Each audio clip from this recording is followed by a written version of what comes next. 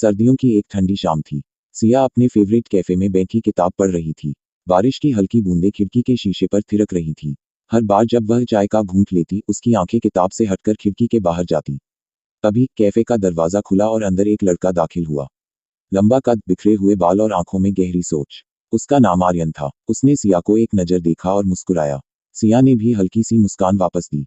आर्यन ने भी अपनी चाय ऑर्डर की और सिया की मेज के पास बैठ गया। थोड़ी देर तक दोनों एक दूसरे को नजरें बचाकर देखते रहे। तभी आर्यन ने हिम्मत जुटाई और पूछा, क्या मैं यहाँ बैठ सकता हूँ?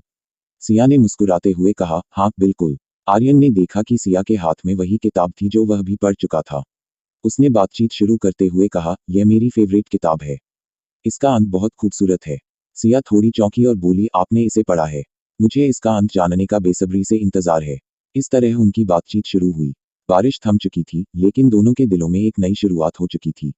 वे किताबों, जीवन और सपनों के बारे में घंटों बात करते रहे। कुछ दिनों बाद आर्यन ने सिया को उसी कैफे में फिर से मिलने का न्योता दिया। इस बार वह एक गुलाब लेकर आया। सिया ने मुस्कुराते हुए गुलाब लिया और कहा, शायद यही हमारी कहानी की शुरुआत है। उनकी मुलाकातें बढ़ती रहीं, और हर बार जब वे साथ होते, दुनिया मानो रुक जाती।